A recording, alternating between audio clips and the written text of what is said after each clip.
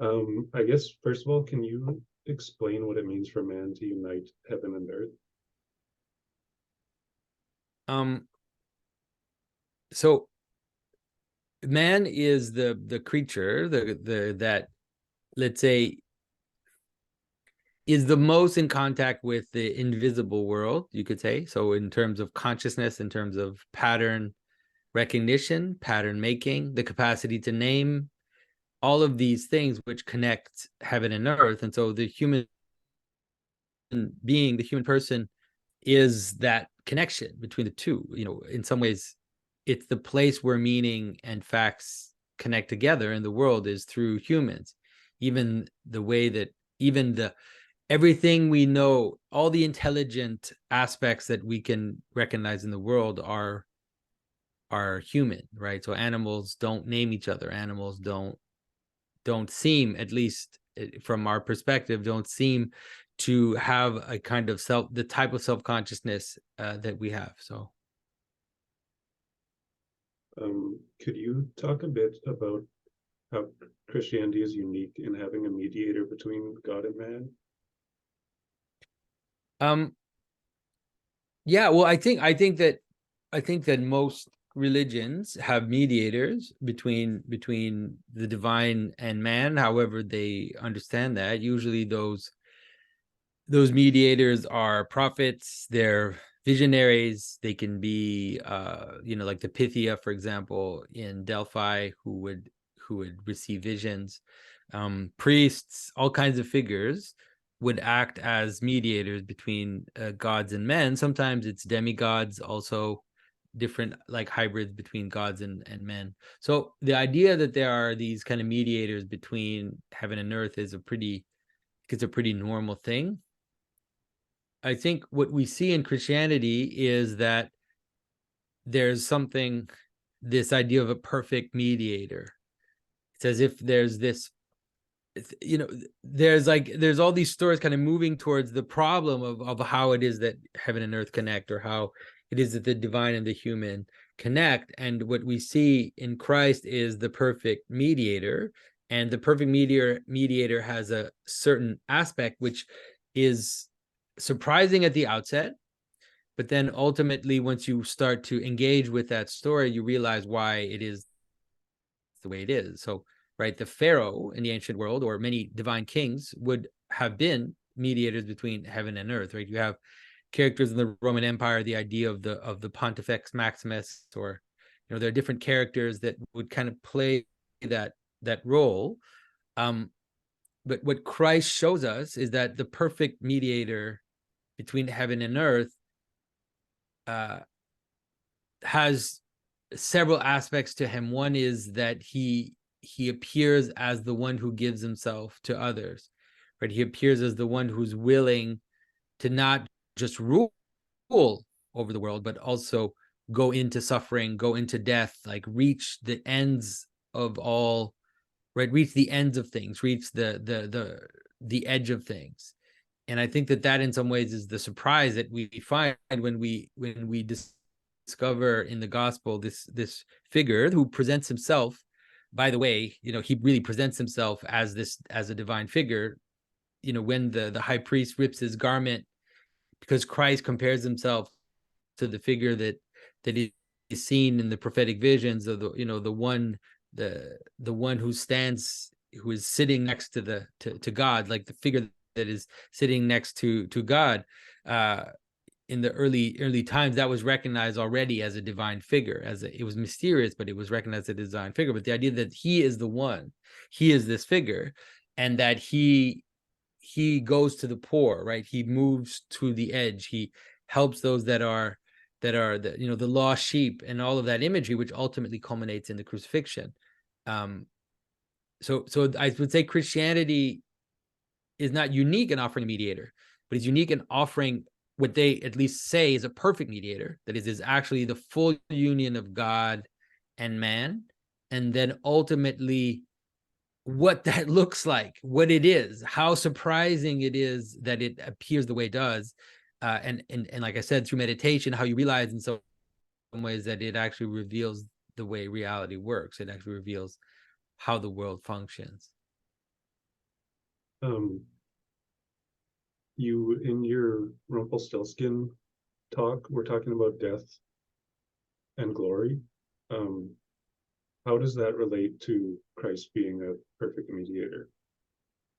Yeah, so I would say that it's a good place to go, because there's a mystery, right? There's this mystery that we find, we could call it the problem of suffering, the problem of death, it is in some ways the mystery that a lot of people struggle with.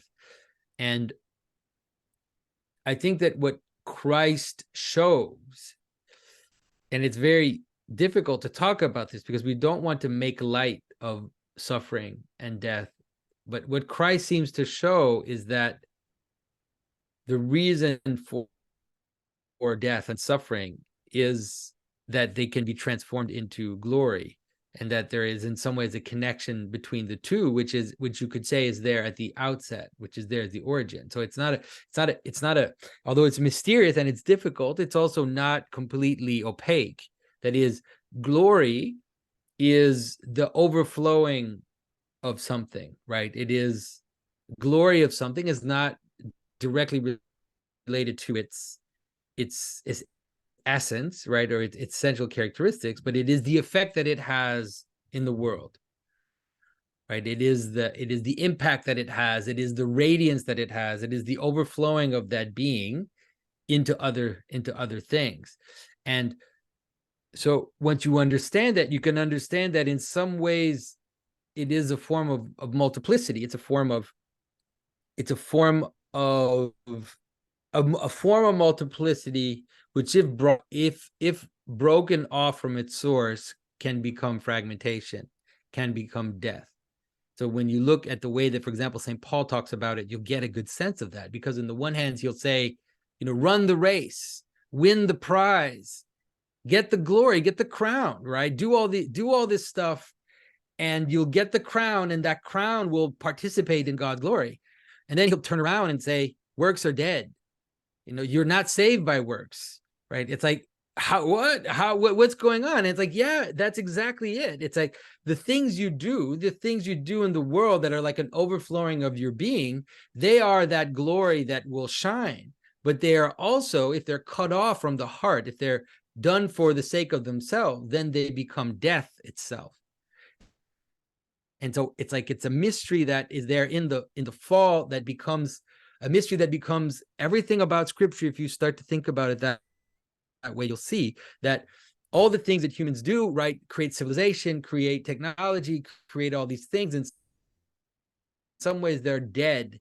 They're these like dead things, but ultimately in the final image, they are saved by God and become an aspect of his glory. They are the temple. They are the heavenly Jerusalem.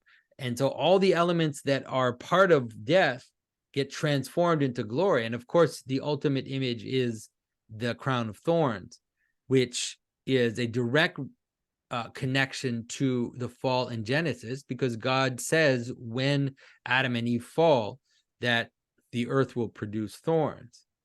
And then Christ takes that multiplicity, right? The thorns are glory, right? In the sense that they are these multiple extrusions from the plant that are like not the plant itself. They're kind of like these dead hard things that come out of it, and in some ways are death, that they are dangerous, they're all that, but ultimately Christ is able in a very mysterious way to make it into a crown. And so he basically fills so death becomes glory. And then that's, if you don't understand that, or if you can't at least pierce into that a bit, so many things about Christianity will remain mysterious to you. It's like, why do we have these martyrs? Like, why are martyrs important? Why do we have this idea of all these images that we have of self-sacrifice, of all this stuff that you have to die to yourself? Why is it dying? All of a sudden we think that dying to yourself is somehow going to build that body of glory, right? It's like, it's a weird thing, but once you start to get into the imagery, you start to see that it's actually quite coherent. Tell me if I'm wrong, but my understanding of one aspect of Orthodoxy is that grace is the natural state of man. Is that right? Could you talk? That grace is the natural state of, Yeah, yeah, even now, even post-fall. yeah, yeah. So I would say most Orthodox thinkers today, but then I think it's very clear in the early tradition, there's this sense, there's this whole discussion about, you see it in the Cappadocian Fathers, especially the idea of image and semblance, which is that the fall in some ways tarnish the semblance. So we don't resemble God as much anymore. Like our resemblance of God is somehow tarnished or twisted, but the image itself is still there. And so the core is still there, right? The divine spark, or however you want to say it, is still there.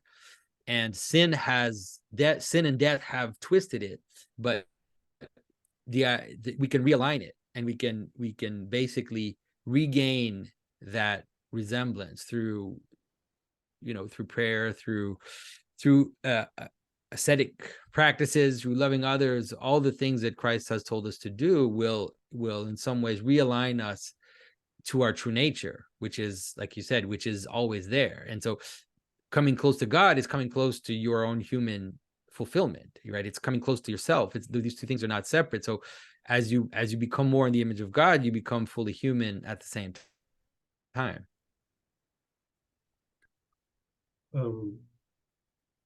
What is the kingdom of heaven?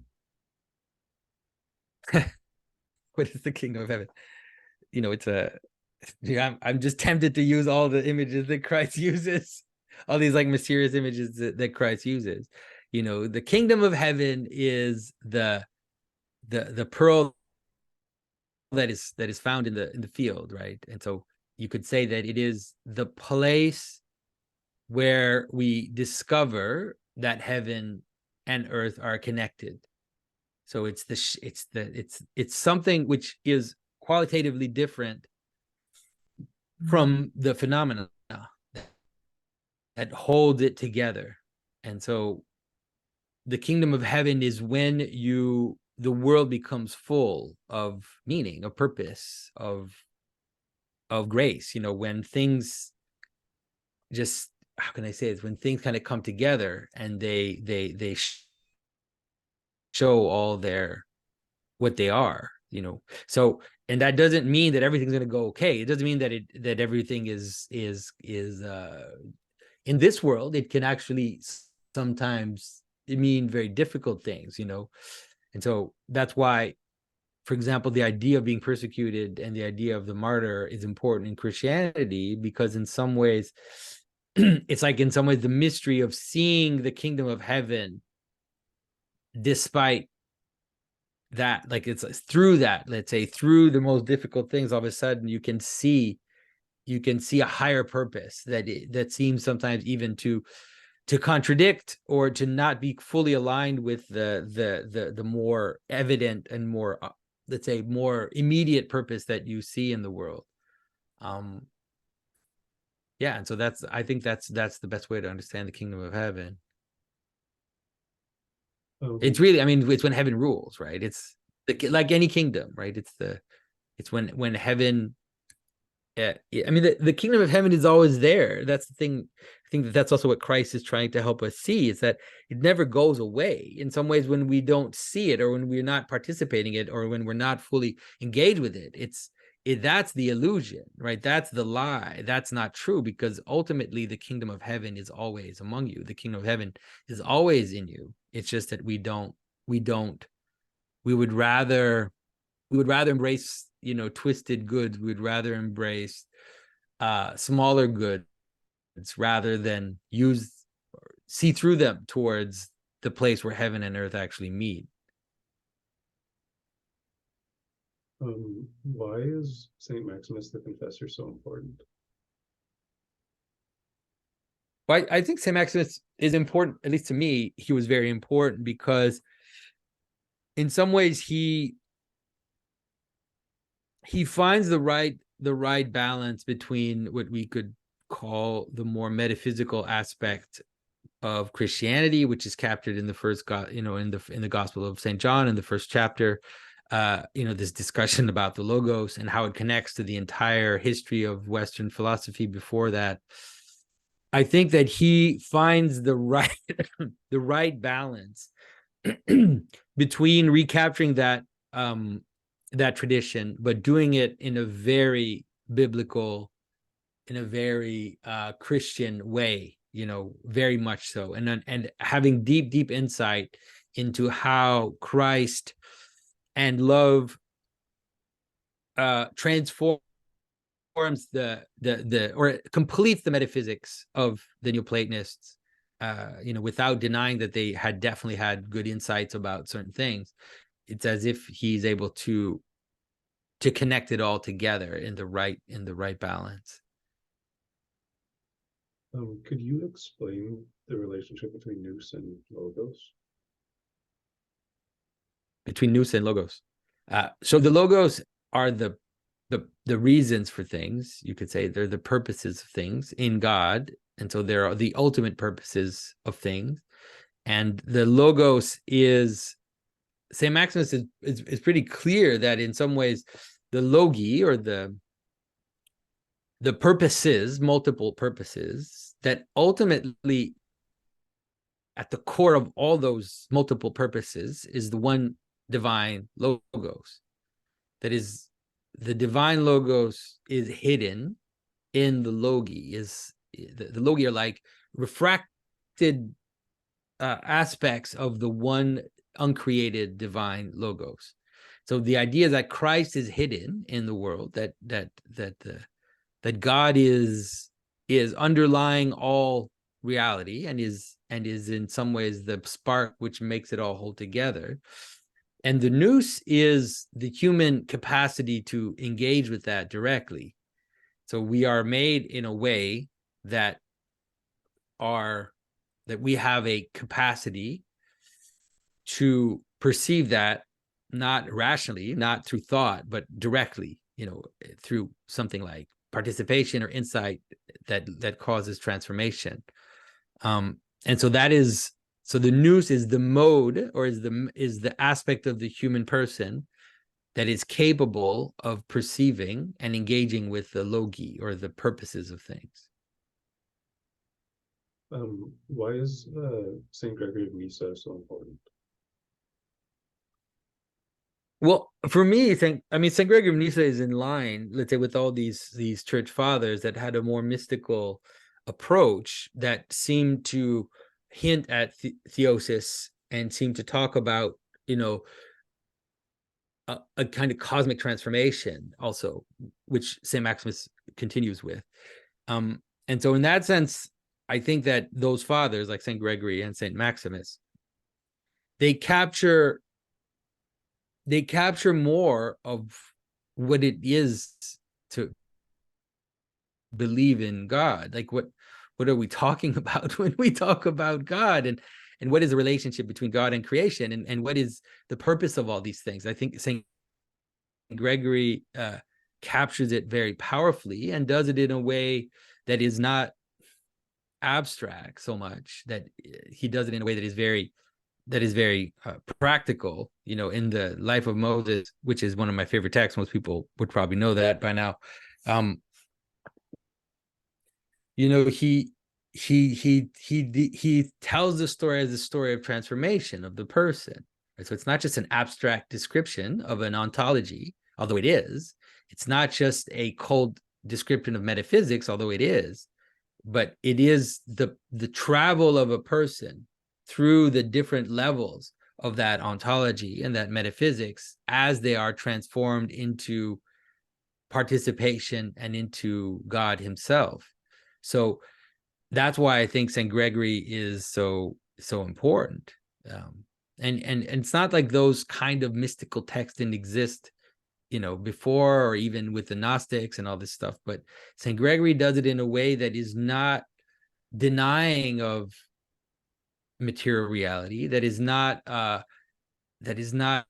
deeply, how can I say, does not see the created world as evil, that is truly Christian, right? Is truly Christian in the sense that although there is an ascetic aspect, there is a way in which we have to remove the garments of skin. He's always affirming that there's a duality, right, to the exterior. There's a duality to the lower parts, to the, you know, to the strange woman, to all these images that he uses, saying that if they serve the higher purpose, they find their reason. And that, I think, that's what makes St. Gregory so important. What does it mean that a person becomes God? I don't know what to tell you. I can't answer that question. Okay. That's a horrible question to ask. Saint Maximus does it. Saint Maximus is awesome, because what he always says, and if you listen to my videos, you'll hear me say it that way. He says, you know, we are called to become God to the extent that that is possible. And so he basically leaves it open. It's like, you know, however that is possible to become God, that is what we're called to be, you know. And obviously there's technical descriptions where, you know, you'll see in St. Gregory Palamas and in later Orthodox thinking, they really make a distinction between participation in God through grace, or through the divine energies, and, let's say, becoming God by nature, because we cannot become uncreated. Like, we are uncreated. To become uncreated would be to cease to be what you are, to cease to be what your identity. And theosis does not imply destruction of particulars, which makes it different from other types of mystical unions that you find in other traditions. You know, this kind of maybe cliche, but nonetheless real idea of you being united with Brahma, like a drop that goes back into the ocean, or the idea of nirvana as a snuffing out of the individual flame. Like, these types of descriptions are not part of Christianity. Christianity affirms the reality of multiplicity, affirms the goodness of multiplicity, of your identity, you know, of myself, of my name that was given to me. That name can participate in God. I can become God without destroying the aspect of myself which is particular to myself. And not only that, but it's actually a reinforcing of it, right? This saying that in heaven, or in the kingdom, St. Peter is more St. Peter, St. Paul is more St. Paul. Like, that as you become more of what God made you to be, that is in the manner in which you become God, because that's what God made you to be. It's like the shining, glowing aspect that doesn't have to completely cease to exist to be like a prism for the light that God offers to the world.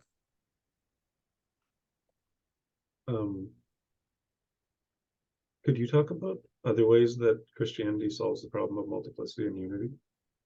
Sorry, could you repeat that? Because you kind of broke up there. Could you elaborate on how Christianity solves the problem of unity and multiplicity? Yeah, I think that in some ways the question of unity and multiplicity, it's just like, that's the question, right? That's the problem that we deal with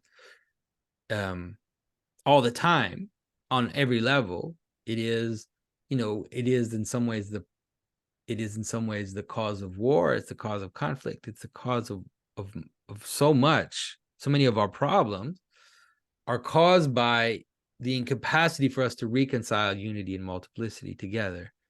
And so I think that, on the one hand, the way that love is described in Christian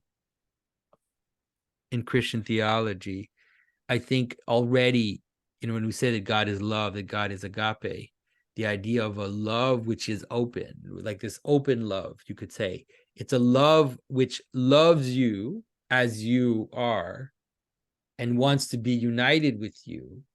But to do that, I won't dissolve you. Right. So I want to be united with you, but that desire to be united with you is a celebration of you. And so what it does is that love is the capacity for unity and multiplicity to exist, because there's a tension between my desire to be united with you and my desire for you to be completely separate from me. Because if you're not completely separate from me anymore, then the thing that I love vanishes, right? The thing that I love gets absorbed or gets destroyed, or whatever that is, right? It's like, you know, the way that I love a hamburger, you know, is different, because I will consume the hamburger right? The hamburger will become me. And that's a different from the ultimate aspect of love, this agape love that is presented as the union of persons, where I'm not going to devour you. I actually want you to exist separately from me. And that image of pure unity and pure multiplicity is reflected, of course, in the Trinity itself, which is exactly that. And it's presented, of course, as an aporia. It's presented as an impossibility. It's like, we use all these types of languages to say that God is one and many, and but is not multiple, is not. So we keep saying that God is one and that God is many, and then we will deny the usual effect that multiplicity has towards unity, right? We tend to so it's like this thing that looks like a contradiction, but that we can understand is I think the only way to come to a resolution of this problem, which is in some ways to posit an infinite unity and an infinite multiplicity that coexist without contradiction, and that in some ways is the very image of love itself. So that is at least one of the ways that I think Christianity deals with the problem of unity and multiplicity. What is the goal of all the work you're doing?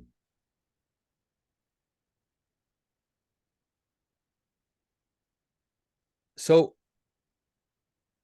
when I was a teenager, I grew up in a very secular space, like a very secular world, on the one hand.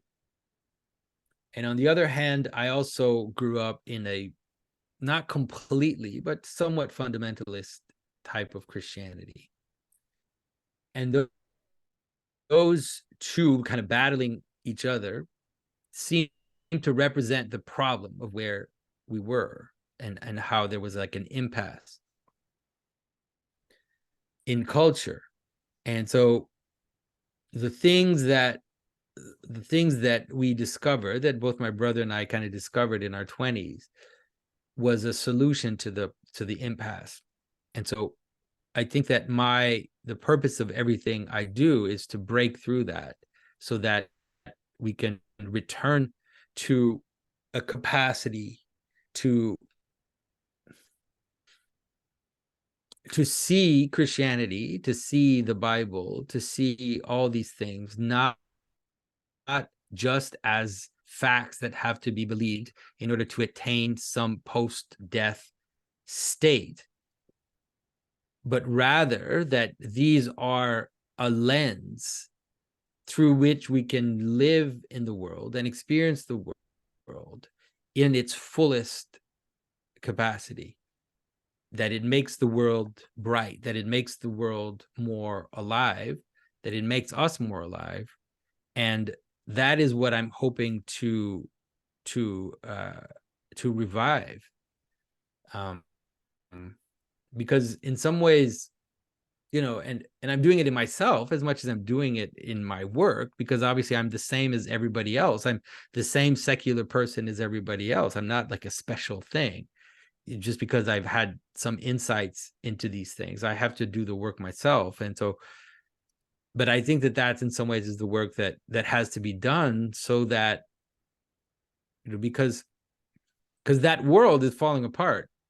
And I think most people are starting to notice it now. It's like the secular world, right? The world that was inaugurated especially during the Enlightenment, is running very thin and is running out of its own steam. And so after that comes the reenchantment, but that reenchantment is not just happy flowers, right? It's also, you could call it something like, the unbinding of the great Satan, the unbinding of the one that was bound, the return of the demon, the return of all of the influences that have been kind of kept at bay now for, almost, I would say, almost 2,000 years. So in some ways, those of us that are Christians, we have to be ready for that, and we have to be able to dive into the depth of our own tradition, and into the depths of scripture, into the depth of our liturgies, into the depth of these things, to be able to engage with the world at the proper level as all these changes are happening. So I would say that's probably the best way to describe what I hope to be doing. Could you talk a bit about you influencing Matthieu, but also Matthieu influencing you just throughout your life in terms of those kind of thoughts? Yeah, I think Matthieu has influenced me more than I've influenced him, to be honest. Like, Matthieu is a genius, and his insights on scripture are far deeper than mine. And and so the best way to understand, in some ways, the difference is that Matthieu, sometimes his insights are so pristine that they're hard for people to see. And so in the language of creation, it's like everything is like crystal, right? Everything is like, just sharp. It's like just it. And so because of that, I know that for others, it might be difficult to perceive all the implications of some of the things that Matthieu talks about. And so my style and my approach and the way that I do the things that I do, in some ways, is less pure and less pristine, but also more fleshed out and more embodied in that sense, in the sense of, Matthieu would never be interested in doing an interpretation of a movie. Like, he was just like balk at that. He was like, why would I do that? That's ridiculous. It's irrelevant. And he's right. Like, in some ways he's completely right, but in some ways that's the role that I have, is to kind of connect things in a more practical way. So yeah, so that's the way I sorry, that in some ways is the best way to, I think, to understand the different roles we play.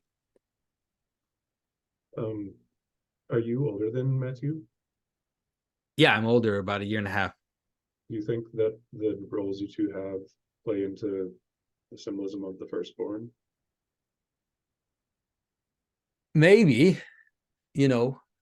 maybe. It's harder to see your own story that way sometimes, Mm-hmm. And so I'm not sure. We have very different paths. Like, our paths are very different. He's more monastic just in his tendency. He's more quiet. Like, for example, he'll never say something unless he's sure of it, which is admirable.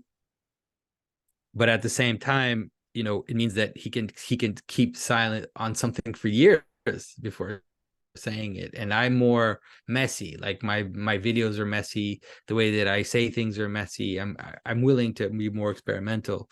So yeah, but then that's also in some ways the role of something that's a little more exterior. This is how it works out. So yeah, so that's why I see it. Could you talk a bit about how your life changed through the symbolic world in particular? Like the work you were doing? Yeah, well, it was the symbolic world stuff is really in some ways a surprise. I would say a surprise that I was ready for in some ways, because I'd been working on these things for a long time, and both Matthieu and I had been thinking about these things and meditating on them. And so when it really was Jordan Peterson. It's like I met Jordan Peterson and I felt like he was a bridge, that I could see that in some ways he was, think about it really like that. Like, Matthieu has these very, very pure insight, and I have a more mitigated insight that is in some ways more connected to the world. And Jordan is way more connected to the world. Like, so it's kind of like buffers. You can see it like steps. And so that's how I see it. And in some ways, it took years for Jordan to even see Matthieu. Like, he just couldn't see him.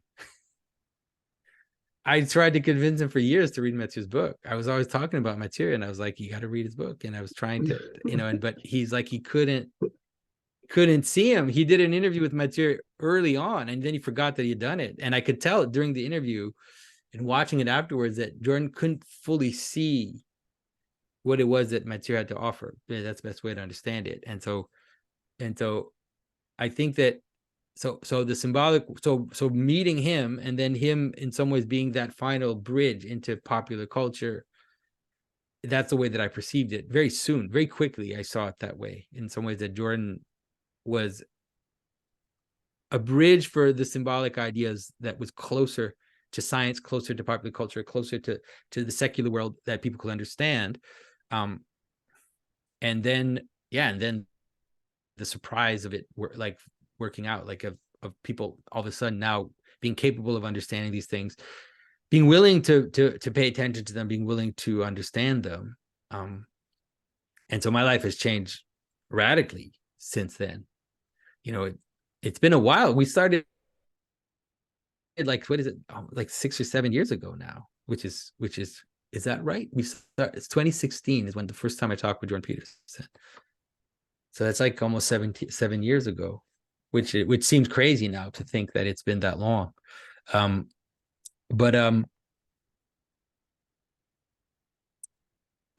My carving is almost stopped. Like I don't really carve much anymore. I used to write a lot within the church. I used to write for the Orthodox Arts Journal. That was the main place where I wrote. I'd written over 100 articles for the Orthodox Arts Journal before starting the Symbolic World stuff.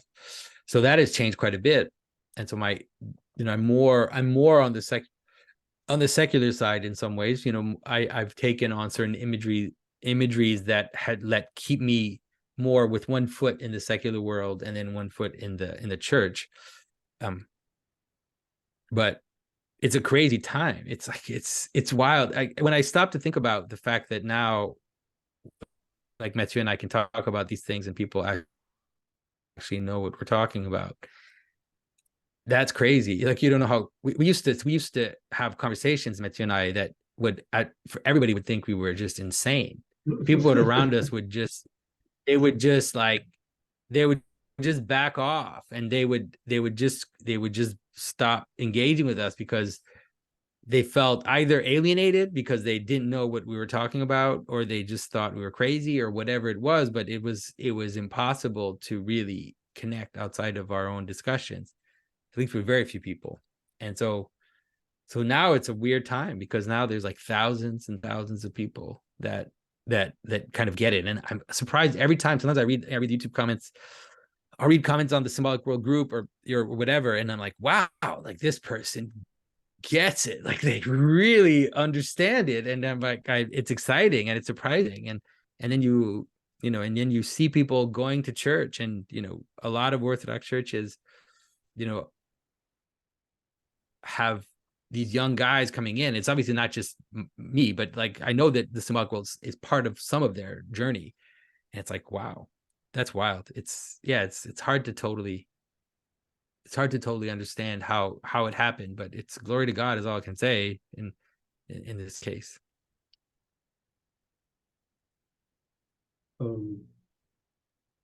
What made you choose Orthodoxy instead of Catholicism? Well, the first aspect of that would have been more accidental, in the sense that obviously when I became interested in more traditional Christianity, Catholicism would have been the obvious choice. And so, it's not just me, Matthieu also, we both were looking at Catholicism. But what I noticed in the Catholic Church, at least where I was in Quebec, was that in some ways, as I was moving away from the informal, more psychologized and kind of moralistic type of Christianity, the Catholic Church was running full steam towards me, was running full steam towards that model. And so they had residues of the liturgy, they had residues of mysticism, they had residues of the things that were interesting to me, but they were shedding that, shedding that as fast as they could. And so we looked in, and I looked into the more traditional Catholics, the kind of fraternity of St. Peter and those types of Catholics. On the one hand, it was difficult because they weren't very present where we were, and so it was even hard just to go to mass. Like, just to find mass was impossible already. And then as we got to know them, we also, at least I also noticed that it was a kind of, and I'm sorry, like some people that are traditional Catholics that are watching this will get annoyed with me, but what I noticed is that there was the formal aspect, which was very powerful, and that there was the sacramental aspect, which was remained powerful, but there was a kind of legalism and a kind of cold. There's a cold. It was almost like, if we could just go back to the 19th century, like if we just go back to the 19th century, we'll be fine. And so there was this kind of ultramontane, like the. And that is something that, at least in my experience in Orthodoxy, was not there. Like the practice of the Jesus prayer, the more kind of economia aspect of the church, the idea of the church as a place of healing, as a place to work out your sins, in a way that is not just there to like apply the rules and to make you do the things, but rather is there out of a kind of a therapy, right, or a kind of treatment for you to heal. That really attracted me. And then ultimately realizing just how important the mystic that I ended up loving, like St. Gregory and St. Maximus, were, and how alive they were still in the Orthodox tradition. So all that, and then of course iconography, the discovering the language of the icons and realizing that was still the medieval early Christian language of art was still very much alive in the church. So is it painful that you can't do the iconography as much, or the icon carving, I guess?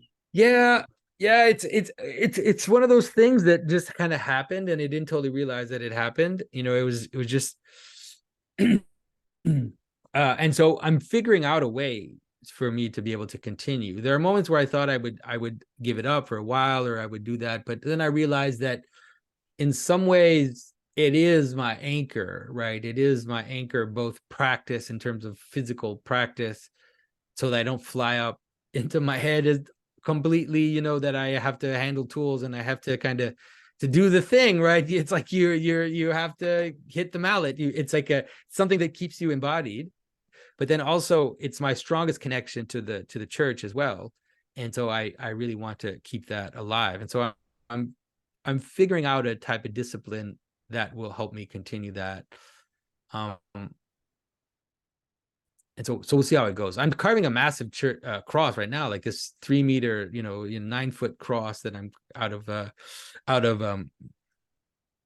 of cedar that I'm carving right now for a monument in Ottawa.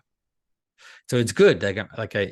Doing it is helpful. Like and traveling is the worst. Like one of the things I'm trying to do is reduce traveling, because traveling is what makes carving almost impossible. Like, so if in the last 6 months, I've basically been out of my house more than half the time. And that's the worst. It's great. That was wonderful. I got to travel to Europe, got to go to Mount Athos, got to speak at Oxford and Cambridge, and like talk at Princeton, and like it was like, wow, it was like a dream come true. But at the same time, I think I have to scale it back so that I can still carve. Well, what was it like being on Mount Athos? It was great. I mean, it was wonderful.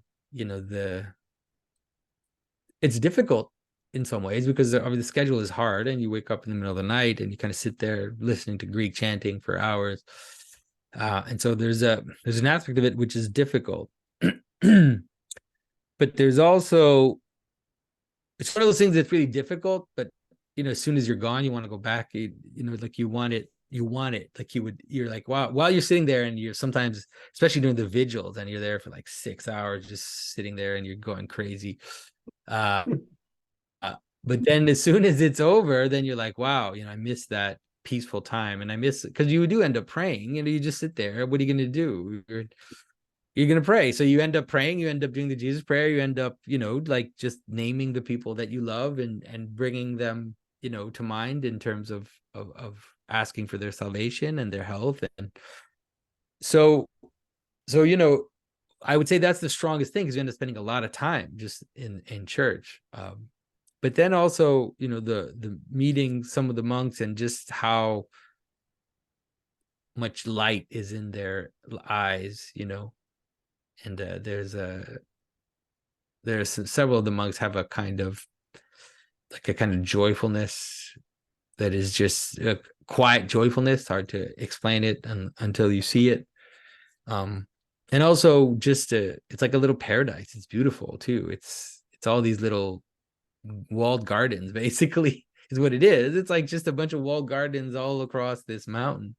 So it has a magical aspect to it, something that is, that is straight out of a fairy tale. Did you ever think about becoming a monk? No, not me. No. No, also because I became Orthodox after I was married, and so it's just Okay. not I mean, I have, let's say, very, like, in those moments where you're wondering, like, what if this happened? What if this happened? I wondered, like, let's say my wife passed or something like that happened, then I've thought, okay, if that happened, maybe then I would consider becoming a monk, and not like just get married again and start over that whole thing. It's like, maybe then that would be a possibility, but I don't know. It's like, I don't know. I have no idea. Who knows what God has in store for us in that sense. But for now, no, obviously. Why is Christianity? Well, you talked about this, but why is Christianity needed now so vitally? Why is it what? Why is it needed now? Yeah. Well, why is it needed now? Because it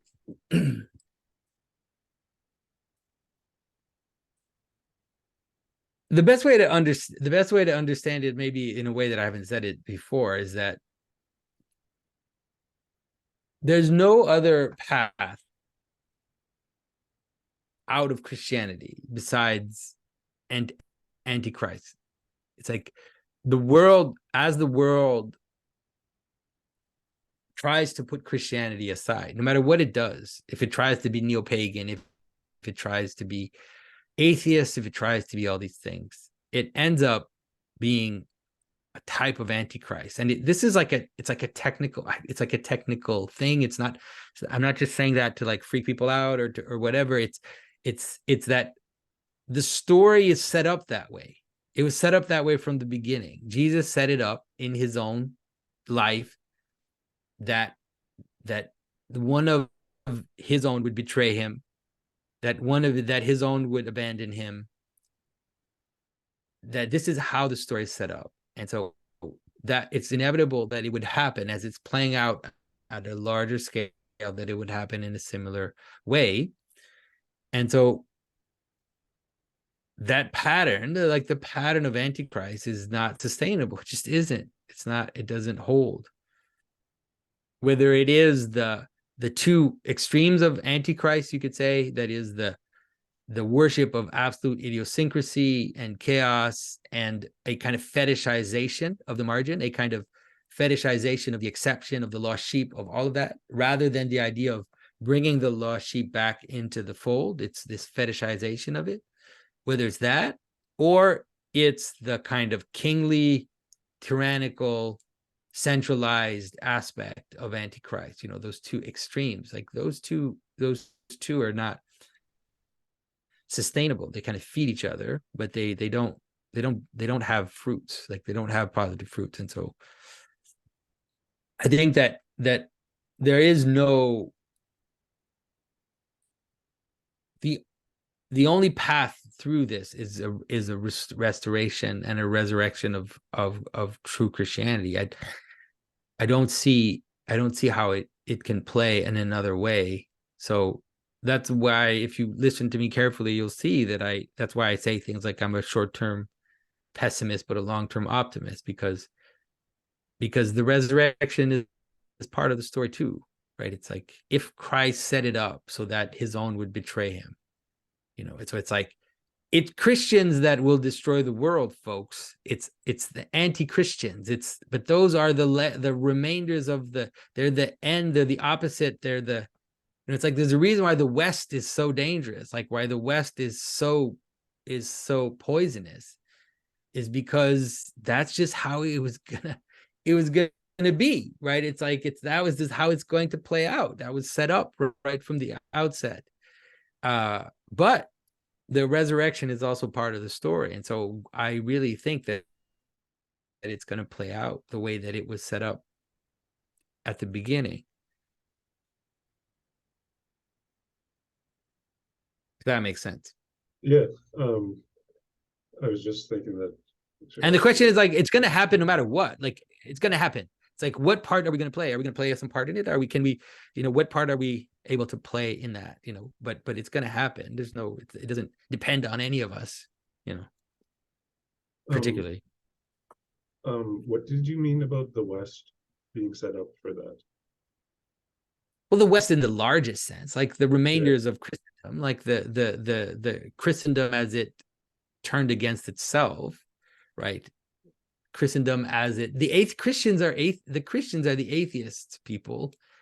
It's like there are no atheist Hindus, there are no atheist, Zarathrustrians, like the Zoroastrians or whatever. It's like the Christians are the atheists. The Christians are the one that denied Christ. The Christians are the one that denied God. The Christians and the Jews, like that story. That's it. Like that's what's playing out. So, it's, we're the ones who, it's like we're the ones who are developing AI. Like we're the ones who are developed the nuclear weapons. Like we're the ones who, the descendants of Jacob and Esau, right? Like they're the ones playing this out. It's the way to see it. And so, yeah, so that's what I mean. So it's like when I use the West, that's what I mean. I don't mean the West in some geographical way. I mean, what I mean is really the remainders of Christendom. What do you think the resurrection looks like after that? What kind of question is this? How can you ask a question like that? I like. What does the resurrection look like after death? It is as mysterious as St. Paul's spiritual bodies, whatever that means. Like there are different, what does he say? There are different natures of bodies. There are, corporal bodies and spiritual bodies. Like, I don't know what a spiritual body is. I have no idea. I mean, I have some insight, but, I think that we shouldn't